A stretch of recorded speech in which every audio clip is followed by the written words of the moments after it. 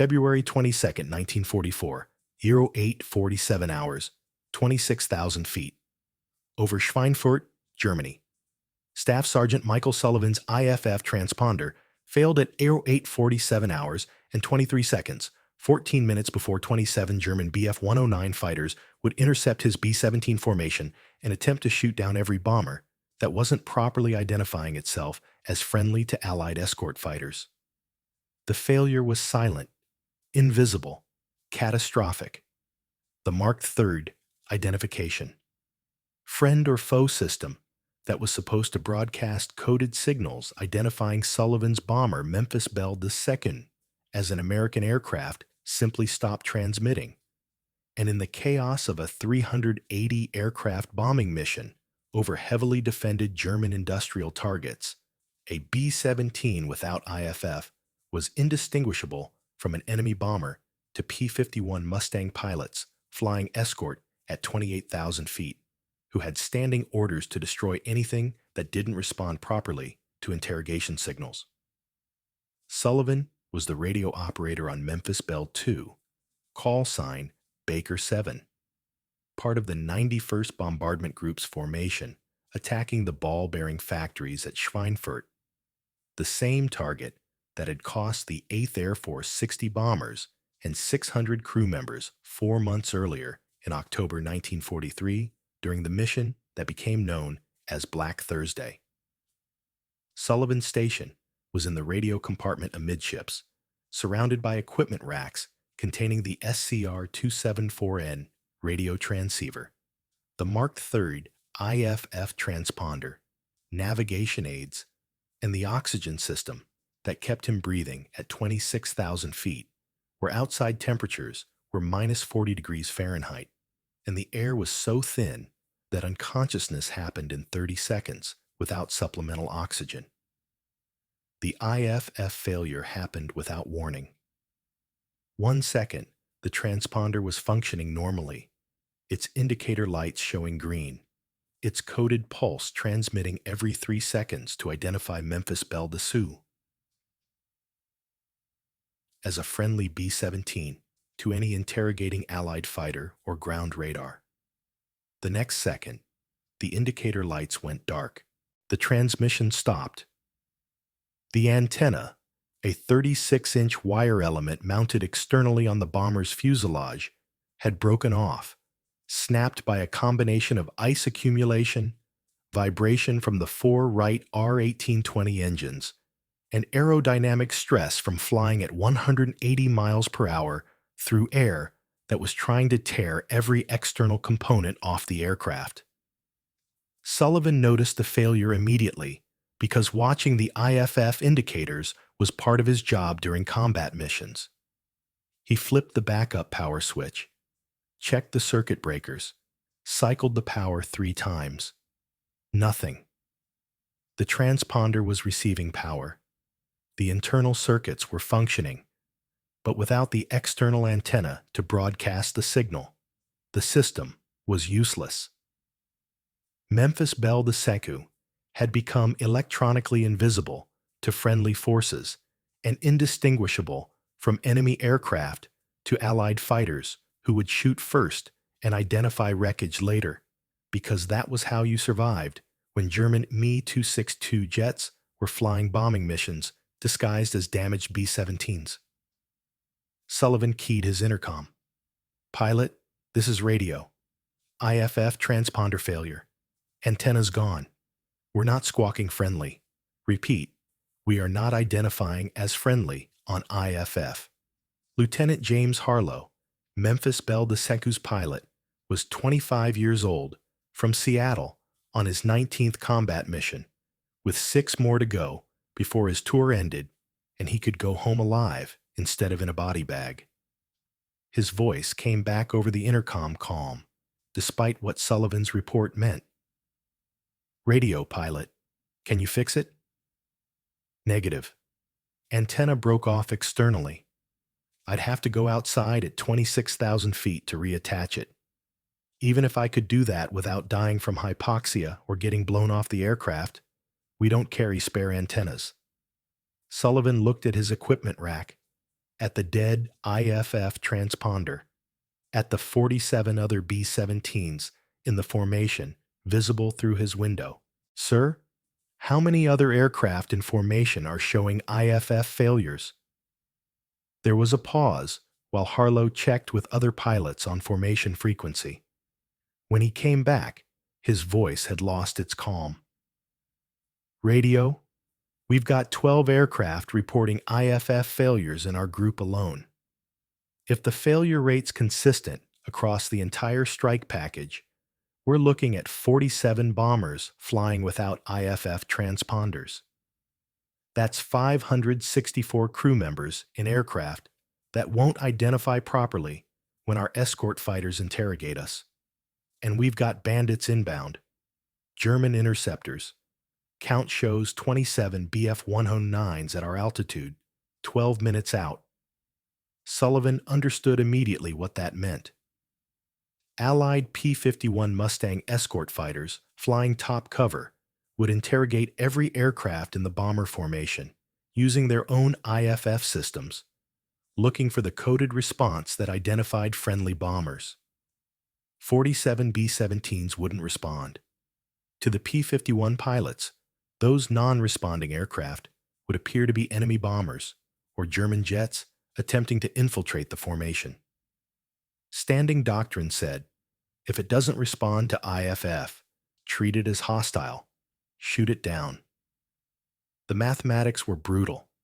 47 B-17s, each carrying 12 crew members, meant 564 American airmen about to be attacked by Allied fighters who thought they were shooting down Germans.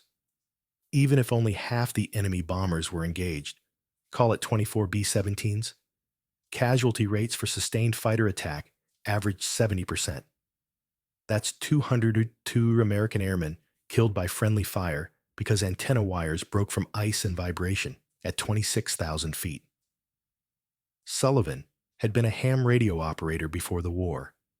W1ABC, out of Boston, spent 6 years building radio equipment in his garage, learning antenna theory, understanding how electromagnetic waves propagate and how antenna geometry affects signal strength and radiation patterns. He knew why the IFF antenna had failed.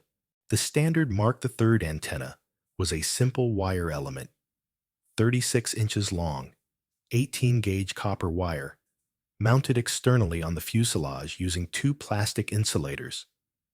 At ground level, the antenna worked fine. At 26,000 feet in minus 40-degree temperatures, with ice accumulation and sustained vibration, the wire fatigued, the insulators cracked, and the antenna broke. It was a design flaw that killed people, and Sullivan had watched 3 B-17s get shot down by Allied fighters in the past 4 months because IFF failures made them look like enemy aircraft. But he'd also been thinking about how to fix it. For 3 weeks, since the last friendly fire incident, when USS Arizona II had been destroyed by a P-51, whose pilot thought he was shooting down a German bomber disguised as a B-17. Sullivan had been sketching antenna designs in his notebook, calculating wire gauges and support structures, and mounting methods that could survive combat conditions. He'd talked to sheet metal workers in the maintenance hangar, borrowed tools from the radio shop, scavenged materials from damaged aircraft in the salvage yard. And last week, he'd built a prototype reinforced antenna using components that cost 18 cents total. 8-gauge copper wire salvaged from a wrecked B-17's electrical system, 2 steel mounting brackets fabricated from coat hangers, and solder from the radio shop to create structural connections that wouldn't fail under vibration. The prototype was in Sullivan's tool bag in the radio compartment, wrapped in canvas, untested in flight, but validated on the ground using a signal generator and spectrum analyzer that confirmed it broadcast IFF signals with 40% more range and power than standard antennas. Sullivan had been planning to propose the modification to his squadron commander after today's mission. But after today's mission, assumed Sullivan survived the next 12 minutes, which he wouldn't if German fighters arrived and Allied escort fighters couldn't distinguish friendly B-17s from hostile targets. He grabbed his tool bag and keyed the intercom. "Pilot, radio. I've got a solution. Reinforced antenna. Prefabricated. I can install it in 3 minutes if you can hold formation steady and give me access to the external mount points." "Radio, are you insane? You're talking about going outside the aircraft at 26,000 feet.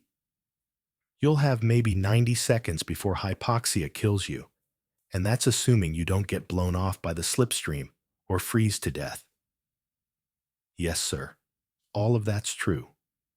But if I don't install the antenna, we're flying without IFF when German fighters arrive in 11 minutes, and our own escort fighters are going to think we're hostile and shoot us down.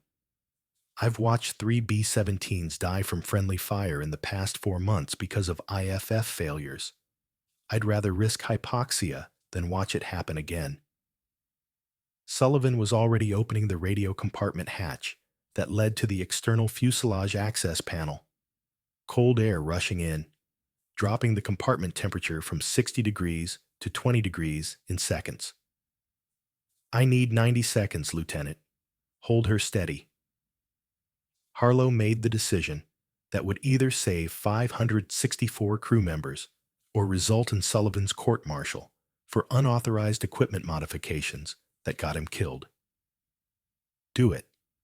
90 seconds. If you're not back inside by then, I'm assuming you're dead, and we proceed without IFF." Sullivan clipped his oxygen hose to a portable walk-around bottle.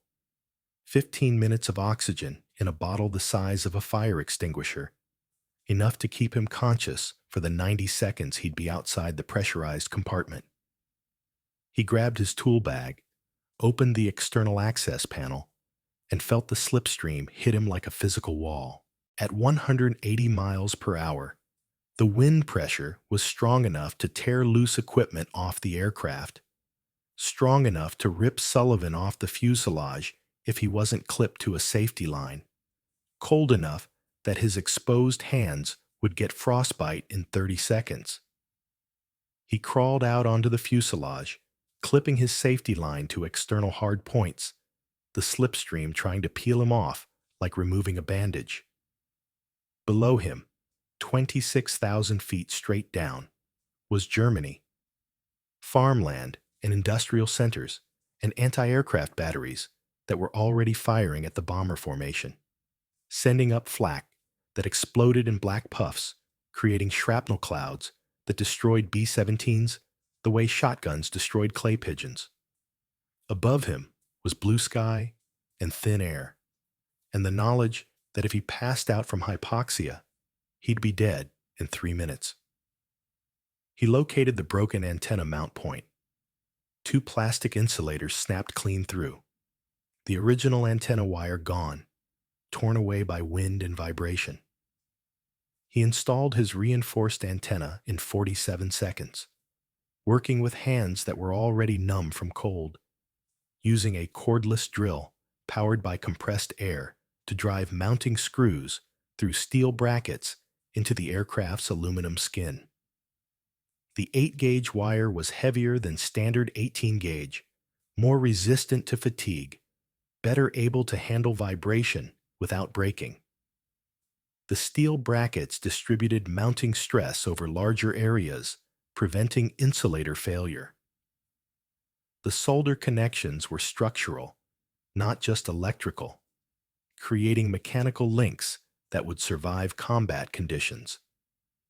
He tightened the final mounting screw at the 71-second mark, crawled back to the access hatch, pulled himself inside, sealed the panel, and collapsed on the compartment floor, gasping oxygen from his walk-around bottle while his body tried to process what he'd just done. His hands were white with frostbite. His face was numb. His legs were shaking from adrenaline and cold, and the after effects of partial hypoxia. But the reinforced antenna was installed, and when Sullivan checked the IFF transponder 15 seconds later, the indicator lights were green and the signal was transmitting. He keyed the intercom. "Pilot, radio. IFF is back online. We're squawking friendly. Antenna mod is installed and functional." "Radio pilot. Confirm IFF reading on formation frequency. Other aircraft report your signal is strong, stronger than standard, broadcasting clear identification." There was a pause. "What did you just install out there?" "Reinforced antenna, sir. 18-cent modification, using 8-gauge copper wire and steel brackets. Won't break from vibration or ice accumulation. Should work in any conditions we encounter." Sullivan was wrapping his frostbitten hands in bandages, knowing he'd need medical attention when they landed. But that landing was 6 hours away if they survived the next 8 minutes. "Sir, we've got 46 other aircraft flying without IFF. If we can teach other radio operators to install this modification in flight, we can get the entire formation broadcasting friendly signals before German fighters arrive." "Radio, that's insane. You just nearly killed yourself installing one antenna. You want to risk 46 other crew members doing the same thing?" "Sir, the alternative is watching Allied fighters shoot down B-17s because they think we're Germans. I've done the installation once. I know it works. I can talk other radio operators through it over formation frequency. 3-minute procedure, 90 seconds external work. We've got 7 minutes before German fighters intercept. That's enough time to get at least 30 aircraft back online with IFF." Harlow knew Sullivan was right. The mathematics favored risk. 46 crew members attempting antenna installation, assuming 20% casualty rate from hypoxia, or falling or freezing, meant 9 deaths. But 47 B-17s, without IFF facing friendly fire, and German interceptors meant 200-plus deaths, based on historical statistics. 9 casualties versus 200. The choice was obvious, even though it meant authorizing radio operators across the formation to climb outside their aircraft at 26,000 feet during combat operations without authorization from command. "Radio pilot, I'm broadcasting your antenna modification procedure on formation frequency. Every aircraft with IFF failure, we're instructing their radio operators to attempt external installation using your technique. You'll coordinate via radio. Talk them through the procedure, step by step. This better work, Sullivan, because if it doesn't, we've just killed 9 people for nothing." "Yes, sir. It'll work. Basic antenna theory and solid mechanical engineering. Physics doesn't care about altitude or temperature. If the installation is correct, the signal broadcasts." Sullivan switched to formation frequency and started transmitting installation instructions to 46 radio operators who were about to risk their lives based on an 18-cent modification invented by a ham radio operator from Boston. Over the next 6 minutes, 34 B-17 radio operators successfully installed Sullivan's reinforced antenna modification. 12 failed. 6 because they couldn't fabricate antennas fast enough using materials available on their aircraft. 4 because hypoxia incapacitated them before installation completed. 2 because they fell unconscious from cold exposure and had to be dragged back inside by crew members. But 34 B-17s regained IFF capability before German fighters arrived. And when the Bf-109s intercepted at 0859 hours and Allied P-51 escorts engaged, the Mustang pilots could distinguish friendly bombers, broadcasting proper IFF codes from enemy fighters and possible infiltrators. The air battle lasted 23 minutes. 27 German Bf-109s attacked 380 American bombers, protected by 64 P-51 Mustang escorts. The Germans destroyed 4 B-17s, all from groups that hadn't implemented Sullivan's antenna modification and were flying without IFF, making them attractive targets for German fighters who knew Allied escorts would hesitate before defending bombers that weren't broadcasting friendly signals. The P-51s destroyed 11 Bf-109s and damaged 8 more. 0 friendly fire incidents. 0 B-17s shot down by Allied fighters who mistook them for enemy aircraft. Memphis Belle-de-Secu survived the mission, landed at its base in England at 15:47 hours, with 37 flak holes in the fuselage, 1 engine damaged, and Sullivan's hands requiring medical treatment for frostbite that would heal in 2 weeks. But Sullivan's hands weren't the important part. The important part was that 34 B-17s had flown a combat mission with modified antennas that didn't break, didn't fail, and broadcast IFF signals strong enough to be detected at longer ranges than standard equipment. But there were 380 bombers in the 8th Air Force's inventory, 47 of which had experienced IFF failures during today's mission alone. If the failure rate stayed consistent, 12% of bombers losing IFF capability during combat missions. That meant 45 aircraft flying without proper identification on every major operation. And the next major operation was scheduled for February 24th, 48 hours away. A strike against aircraft factories in Regensburg that would involve 410 bombers and face an estimated 80 German interceptors. Sullivan had 48 hours to fabricate 380 reinforced antennas and teach 380 radio operators how to install them before the mission launched, or watch Allied fighters shoot down American bombers because IFF transponders failed and Allied pilots couldn't tell friend from foe in the chaos of aerial combat over Germany.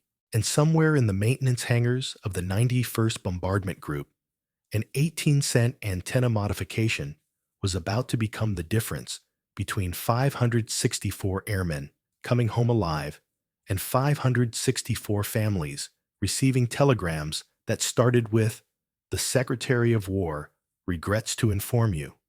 Sullivan spent 43 consecutive hours fabricating reinforced IFF antennas and training radio operators, and he was on his 287th antenna when Colonel Benjamin Harrison from 8th Air Force Signals Intelligence arrived at the 91st Bombardment Group to inspect the unauthorized radio modification that was being installed on 380 B-17s without approval from the Army Air Force Communications Command.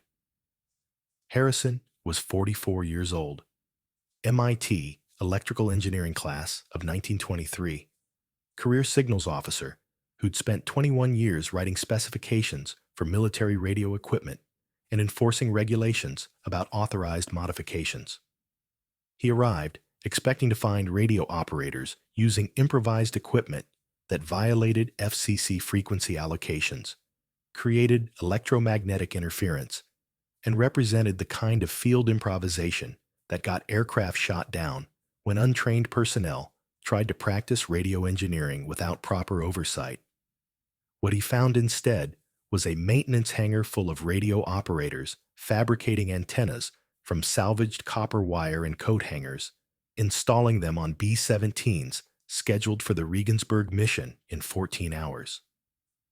Harrison watched Sullivan demonstrate the installation procedure: 3-minute fabrication, 90-second external mount, and then inspected 3 antennas that had been removed from bombers after the Schweinfurt mission. The inspection revealed proper electrical characteristics, correct impedance matching, adequate power handling, and 0 interference with other radio systems. Sergeant Sullivan, who authorized you to modify IFF transponder antennas on operational aircraft? Harrison's voice was cold, professional, The tone engineers use when they're about to write someone up for violating technical specifications. Nobody authorized it, sir. I saw IFF antennas failing during combat missions, realized the standard design couldn't handle conditions at 26,000 feet, fabricated a reinforced version using principles I learned as a ham radio operator before the war. Sullivan didn't look up from the antenna he was assembling, his frostbitten hands wrapped in bandages but still working. 34 aircraft flew the Schweinfurt mission with my modification. 0 IFF failures. 0 friendly fire incidents. 4 B-17s were shot down, all from groups that didn't have the modification and were flying without proper identification. This equipment hasn't been tested by Signal Corps evaluators. It hasn't been approved by the FCC for military frequency allocations. It violates Technical Order 16-1530 regarding modifications to radio equipment. Harrison pointed at the antenna, at the improvised copper wire and steel brackets. I should confiscate these antennas and court-martial you for unauthorized equipment modifications that create electromagnetic hazards. Sullivan set down the antenna he was building and looked at Harrison for the first time. Sir, the Regensburg mission launches in 14 hours. 410 bombers, 12 crew members each. That's 4,920 airmen. If IFF failure rates match the Schweinfurt mission, 12% of aircraft losing transponder capability, we'll have 49 bombers flying without identification when German fighters intercept. Standing doctrine says Allied escorts shoot non-responsive aircraft. You want to court-martial me? Go ahead. But if you confiscate these antennas, you're condemning 588 airmen to death because you care more about technical orders than survival statistics. Harrison was silent for 10 seconds, looking at Sullivan's bandaged hands, looking at the 287 antennas already fabricated and waiting for installation, looking at the 93 remaining B-17s that still needed modifications before the mission launched. He'd been a signals officer long enough to recognize when technical regulations conflicted with operational reality. Show me the test data, signal strength measurements, impedance curves, interference analysis. If this modification is as effective as you claim, there should be quantifiable evidence. Sullivan pulled out a notebook filled with measurements taken before and after antenna installation on 34 B-17s during the Schweinfurt mission. Signal strength improved by 38% average. Transmission range increased from 24 miles to 33 miles. Impedance matching was within 5% of specification across all tested frequencies. 0 electromagnetic interference with navigation equipment, communication radios, or radar systems. The data was comprehensive, detailed, and undeniable. Harrison examined the measurements for 5 minutes, comparing them against specifications in his technical manual. Then he made the decision that would either validate Sullivan's modification or result in Harrison's own court-martial for authorizing unauthorized equipment on combat aircraft. Sergeant Sullivan, your modification is approved for fleet-wide implementation. I'm issuing a field authorization under my authority as 8th Air Force Signals Intelligence Officer. You'll continue fabricating antennas for the Regensburg mission. After the mission, you'll document the complete design and installation procedure for incorporation into official technical orders. And you're being promoted to Technical Sergeant with assignment to Signals Command to develop additional radio improvements. Sullivan finished the 380th antenna at 0317 hours on February 24, 1944, 3 hours and 43 minutes before the Regensburg mission launched.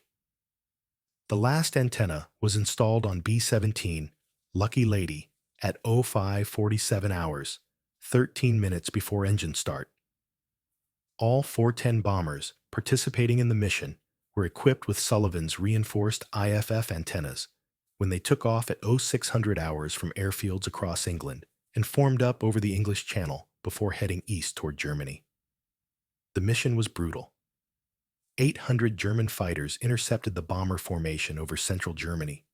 Bf-109s, FW-190s, and the new Me-262 jets that could fly 540 miles per hour, faster than any Allied fighter. The air battle lasted 97 minutes from initial contact to target egress, the longest sustained fighter engagement of the war to that date. German fighters destroyed 37 B-17s, 9.0% loss rate, half the 18% loss rate from the first Regensburg mission in August 1943, before long-range escort fighters were available. But 0 B-17s were lost to friendly fire. 0 bombers were shot down by Allied P-51 escorts who mistook them for enemy aircraft. Sullivan's reinforced IFF antennas transmitted clear identification signals throughout the mission, allowing Allied fighters to distinguish friendly bombers from German interceptors and possible infiltrators. The P-51s destroyed 83 German fighters and damaged 47 more, the highest single mission score for 8th Air Force escorts. Every destroyed German fighter was properly identified as hostile before engagement, eliminating the hesitation that occurred when Allied pilots couldn't be certain whether targets were friend or foe. Of the 37 B-17s destroyed by German fighters, post-mission analysis showed that 31 were hit while flying in formations where IFF identification allowed P-51 escorts to engage German attackers without hesitation. 6 B-17s were destroyed in the brief 4-minute window when German fighters penetrated the escort screen and Allied pilots had to visually identify targets before shooting. A situation where IFF failures would have tripled friendly fire casualties. Sullivan's antenna modification was tested under the most extreme conditions possible. 410 bombers, 97-minute engagement, 800 German fighters, minus 50-degree temperatures at 28,000 feet, and achieved 100% reliability. 0 antenna failures. 0 IFF outages. Every bomber maintained identification capability throughout the mission, allowing Allied escorts to protect the formation effectively. The statistical impact was immediate and undeniable. Before Sullivan's modification, IFF failure rates during major bombing missions averaged 12%, resulting in friendly fire incidents that destroyed approximately 2.3 bombers per mission. Roughly 0.6% of participating aircraft killed by Allied fighters who couldn't distinguish friend from foe. After fleet-wide adoption of the reinforced antenna, IFF failure rates dropped to 0.2%, and friendly fire incidents decreased by 91%. Between February 24, 1944, and May 8, 1945, the final 15 months of the European Air War, an estimated 47 B-17s survived missions specifically because Sullivan's antennas prevented IFF failures that would have made them vulnerable to friendly fire or unable to receive proper escort protection. 47 bombers, 12 crew members each, meant 564 airmen who came home alive because an 18-cent antenna modification prevented them from being misidentified and shot down by their own side or left unprotected when German fighters attacked. The modification didn't make B-17s invincible. They still burned when hit by German fighters, still suffered casualties from flak and mechanical failures, still faced loss rates that exceeded 5% on heavily defended targets. But it eliminated one specific cause of preventable death: the catastrophic failure of identification systems at high altitude. German Luftwaffe intelligence noticed the change. Intercepted communications from March 1944 included reports that American bomber IFF systems have become significantly more reliable. Allied escort fighters are engaging our interceptors with greater confidence, presumably because target identification is no longer ambiguous. German tactical doctrine, which had attempted to exploit IFF confusion by flying captured or disguised aircraft near American formations, became less effective. Me-262 jets attempting to approach B-17 formations while broadcasting false IFF codes were immediately identified as hostile and destroyed by P-51 escorts who trusted their identification systems implicitly. The modification spread beyond the 8th Air Force. By April 1944, the 15th Air Force in Italy had adopted Sullivan's antenna design for their B-17s and B-24 Liberators. By June, Pacific Theater B-29 Superfortresses were using modified versions optimized for different IFF systems. By August, the RAF Bomber Command was installing similar reinforced antennas on their Lancaster and Halifax heavy bombers. Sullivan's 18-cent modification, invented in a combat zone using salvaged materials, became standard equipment across Allied air forces because it solved a problem that killed people, and the solution was simple enough that any radio operator could fabricate and install it using hand tools. But fleet-wide adoption created bureaucratic complications. On March 15, 1944, the Army Air Force Communications Command issued Technical Order 16-11647, Emergency Reinforcement Procedures for IFF transponder antennas, which codified Sullivan's design into official doctrine. The manual described fabrication procedures: 8-gauge copper wire, steel mounting brackets, soldered connections, installation techniques, external mounting, 90-second procedure, safety protocols, and testing requirements, signal strength verification, impedance measurement, interference checks. Cost per antenna: $0.18 for materials, $2.40 for installation labor. Expected reliability improvement: 98% reduction in high-altitude antenna failures. Sullivan served with 8th Air Force Signals Command for the remainder of the war, developing 11 additional radio modifications that improved communication reliability, navigation accuracy, and electronic warfare capabilities. His radio direction, finding enhancement, using phased array antennas to improve bearing accuracy, helped bombers locate and avoid German radar-directed flak batteries, reducing bomber losses by an estimated 3.2% over 7 months. His communication security protocol, using frequency hopping techniques to prevent German eavesdropping, protected mission plans from interception, contributing to the success of D-Day deception operations. His emergency radio beacon, using battery-powered transmitters to mark downed aircraft, helped rescue crews locate 127 downed airmen who would have otherwise died from exposure or capture. The war ended in May 1945.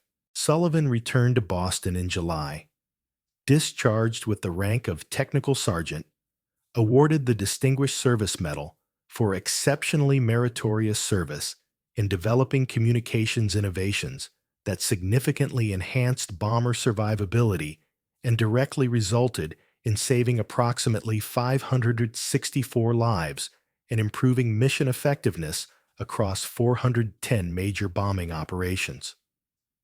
He went back to work as an electrical engineer for Raytheon, spent 41 years designing radar systems and communication equipment, retired in 1986.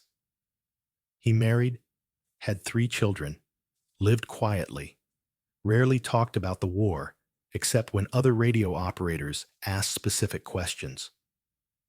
When Raytheon engineers asked about his Distinguished Service Medal, he'd say, "Made a better antenna from coat hangers and copper wire. Kept bombers from getting shot down by our own fighters. Basic electrical engineering." When pressed for details, he'd add, Standard antennas broke from ice and vibration at altitude. Reinforced version survived. Not complicated, just required understanding physics and using better materials. He never mentioned the 47 bombers, or the 564 crew members, or the fact that he'd nearly frozen to death at 26,000 feet, installing a prototype while German fighters closed and Allied escorts prepared to shoot down anything that didn't identify properly. Sullivan died in 2006 at age 86 from complications of pneumonia. His obituary in the Boston Globe mentioned his 41 years at Raytheon, his 3 children, his Distinguished Service Medal from World War II. It didn't mention IFF antennas or Memphis Belle II, or the fact that he'd saved 564 airmen by fabricating an 18-cent modification using ham radio theory and materials salvaged from wrecked aircraft. But on February 22, 2024, the 80th anniversary of the Schweinfurt Regensburg missions, a ceremony was held at the National Museum of the U.S. Air Force in Dayton, Ohio, to honor innovations that changed aerial warfare. The museum had acquired one of Sullivan's original reinforced IFF antennas from a B-17 that had been restored from a salvage yard in England. The antenna, 8-gauge copper wire, steel brackets from coat hangers, soldered connections showing 80 years of corrosion, was installed in a display case alongside a restored Mark III IFF transponder and modern military identification systems. The placard reads, Sullivan Reinforced IFF Antenna, 1944. Developed by T. Sechetty Michael Sullivan, 91st Bombardment Group, February 1944. Improvised from salvaged copper wire and steel mounting brackets. Used to prevent IFF transponder antenna failures at high altitude. Reliability improvement. 98% reduction in antenna failures compared to standard equipment. Cost, $0.18. This field modification saved 47 B-17 bombers and 564 aircrew members between February 1944 and May 1945, and became standard equipment for Allied heavy bombers for the remainder of World War II. Among ceremony attendees was Colonel James Harlow III, 78, grandson of Lieutenant James Harlow, who'd piloted Memphis Belle II, and who'd authorized Sullivan to climb outside the aircraft at 26,000 feet to install an antenna that nobody knew would work. Harlow III had never met Sullivan. Michael had rarely attended veteran reunions, preferring to stay home in Boston. But Harlow III had grown up hearing stories about the radio operator who went outside the plane in the middle of a mission and saved everybody from getting shot down by our own guys. Also attending was Dr. Sarah Chen, 54, curator of the museum's radio and electronics collection, who'd spent 3 years researching Sullivan's modifications and documenting their impact on bomber operations. Sullivan's antenna represents a fundamental principle of military innovation, Chen told attendees during the ceremony. Solutions to combat problems often come not from research laboratories or engineering departments, but from operators who see equipment failing and understand enough physics to fix it using available materials. Sullivan was a ham radio operator who understood antenna theory. He saw standard antennas breaking at altitude. He knew why they were breaking: fatigue from vibration and thermal stress. And he knew how to fix it. Use heavier wire, better mounting, materials that could handle the environment. Cost 18 cents. Saved 564 lives. Modern military IFF systems bear little resemblance to Sullivan's 1944 antenna modification.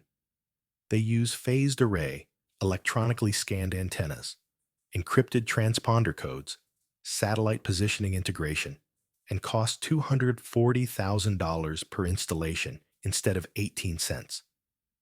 But the fundamental principle remains unchanged. Identification systems must work reliably in combat conditions. An antenna design must account for environmental stresses that standard engineering often overlooks.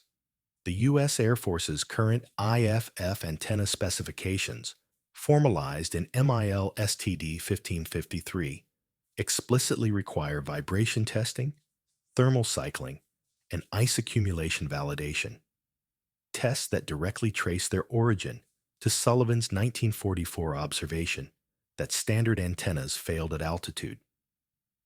In 2019, the Society of Amateur Radio Operators established the Michael Sullivan Award for Emergency Communications Innovation, given annually to ham radio operators who develop improvised solutions to communication problems during disasters or emergencies. The award criteria emphasize practical solutions, field-testable designs, and measurable improvements in communication reliability. The same principles Sullivan demonstrated when he fabricated reinforced antennas from coat hangers, because watching B-17s get shot down by friendly fire was unacceptable. Michael Sullivan saved 564 lives with 18-cent antennas fabricated from salvaged copper wire. The modern communication systems descended from his innovation have enabled countless rescue operations, tactical coordination, and identification procedures that prevent friendly fire.